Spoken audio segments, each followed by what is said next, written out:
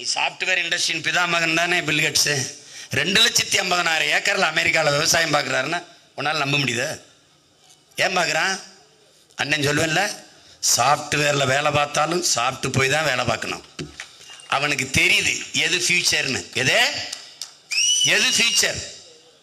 சாஃப்ட்வேர்ல இண்டஸ்ட்ரியில் பிதாமகன் 2,50,000 ஏக்கர்ல விவசாயம் பார்க்குறான். நான் விவசாயம்னா சிரிக்கிறேன். ஒரு 5 வருஷம் இந்த அண்ணன் ஆட்சியை கொடுத்து பாரு. பசிங்கிற வார்த்தை இருந்ததுன்னா என்னை விரட்டி அடிடா விரட்டி பார்க்குறேன்.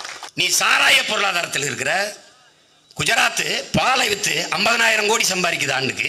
இவன் சாராய விற்று 40,000 கோடி சம்பாதிக்கிறான். ஏன் பாலுக்கு வா. நீ யாரு கேட்டா? ஆவின் பால் விற்கிறீல, மாடு எங்கன்னு கேளு. பால்துறை அமைச்சர்கிட்ட கேளு, படிச்சிருக்கீல்ல. மாடு பால் விற்கிது அரசு, ஆவின் பால். எங்க மாடங்கடா, மாடங்க. இது மில்க் அல்ல, பால் அல்ல. பால் போல ஒன்று மில்க் ஃப்ளேவர். இதை நல்லா புரிஞ்சு வச்சுக்கிட்டு வேலை செய்யணும். உனக்கு மாடு வளர்க்க சொல்கிறேன் அண்ணே, அதெல்லாம் அசிங்கமாக இருக்கு, நீ வளர்க்காத போ. நீ கோட் சூட் போட்டு ஷூ போட்டு டை கட்டி கொரியன் முதலாளிகிட்ட போய் கை கட்டி அவனுக்கு கக்கு சொல்லிக்கிட்டு அவனுக்கு ஷூ தொடச்சிக்கிட்டு திரி. எனக்கு அதை பற்றி கவலை கிடையாது. நான் அண்ணன் முதலமைச்சர் அவனை எங்கெங்க அவரு அந்த பண்ணையில் மாட்டு பண்ணையில் உட்காந்து பேசிட்டு இருக்கிறாருங்க. நடக்குதா இல்லையான்னு பாரு. நீ சந்தை பொருளாதாரத்தில் நிற்கிறாய். உன் நாடு வெரி பிக் மார்க்கெட். உள்நாட்டு வெளிநாட்டு பிற முதலாளிகள் உற்பத்தி செய்கிற பொருளை வாங்கி விற்கிற சந்தை.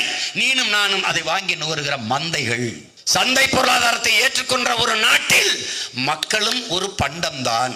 முன்பெல்லாம் மருத்துவமனைக்கு போனீங்கன்னா உன்னை ஒரு உயிராக பார்ப்பான். இன்னைக்கு அப்படி இல்லை.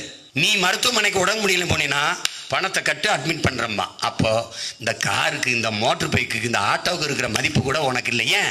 நீ கேவலமான பண்டம், அதை விட கேவலமானவை நீ. அமெரிக்க பொருளாதார அடியாளர் வாக்குமூலத்தை படி. பல தடவை சொல்லிட்டேன், படிச்சா நான் அங்க இருப்பேன், நீங்க பேசுவேன்.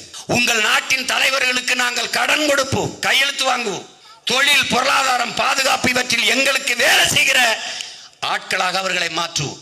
அவ்வப்போது உங்கள் நாட்டிலே வானூர்தி அமைத்தல், துறைமுகம் கட்டுதல், சாலை போடுதல், ஏர்போர்ட், இது மாதிரி வேலைகளை செய்து கொண்டு தங்கள் இருப்பை தக்க வைத்துக் கொள்வார்கள். அதனாலதான் அந்த 8 வழிச்சாலை வருது, இந்த ஏர்போர்ட் வருது, அந்த போர்ட் அந்த காட்டுப்பள்ளியில் வருது. இதெல்லாம் எதற்கு? இதுக்குத்தான் நமக்கு சேவை செய்யறாங்களாம். இது நல்லா கவனிச்சுக்கணும். இந்த சாலையெல்லாம் போடப்பட்டது 4 வழிச்சாலை 8 வழிச்சாலைன்னு உனக்குன்னு நினைச்சுன்னா அது மாதிரி ஒரு பைத்தியக்காரத்தன உலகத்தில் கிடையாது. உள்நாட்டு வெளிநாட்டு பெரும் முதலாளிகள் உற்பத்தி செய்கிற பொருளை விரைந்து எடுத்துக்கொண்டு செல்வதற்காக போடப்பட்டதின் உடன் பிறந்தவனே. சாகர் மாலான்னு ஒரு திட்டம், அதன் கிளை திட்டம் தான் பாரத் மாலா. பிலிப்பைன்ஸ்னு ஒரு நாடு, சின்ன நாடு. ஆசியன் டெவலப்மெண்ட் பேங்க்னு ஒரு பேங்க்கு, 375 லட்சம் கோடி அதுக்கு வருது. சின்ன நாட்டில் இவ்வளோ பொருளாதார ஒரு வங்கிக்கு வருதுன்னா அது அமெரிக்க ராக்பெல்லர் ஃபவுண்டேஷன்ல இருந்து வருது சாகர் மாலா திட்டத்துக்கு. இதன் வேலை என்ன? பீம்ஸ்டெக், இந்த Bangladesh, Myanmar, India, Sri Lanka, Thailand, இதனுடைய எக்கனாமிக் டெவலப்மெண்ட் கார்பரேஷன் தான் அந்த பீம்ஸ்டெக். இதில் என்னென்ன இந்த நாடுகளுடைய இவனுக்கு என்ன தெரியுமா? இவனுக்கு சாலை போக்குவரத்து, விண்ணூர்தி போக்குவரத்து, தொடர்வண்டி போக்குவரத்து எல்லாத்தையும் கொண்டு கப்பல் போக்குவரத்தில் இணைக்கணும். இந்த கப்பல் போக்குவரத்தை யார்கிட்ட கொடுக்கணும்? தனியார் முதலாளிகிட்ட. முதலாளி யாரு? அதானி. விளிங்கத்தில் துறைமுகம், ஏற்கனவே துறைமுகம் இருக்கா? கேரளாவில் இருக்கு.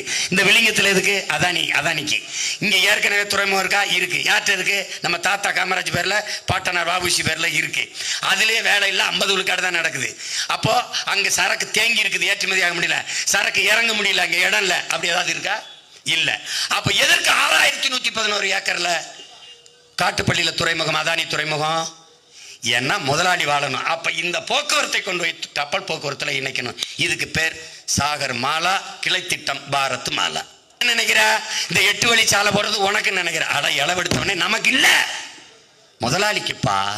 நீ கொஞ்ச நேரம் கழிச்சு ஒரு 6 மணி 7 மணிக்கு இந்த 4 வழிச்சாலை போய் பார்ப்பா.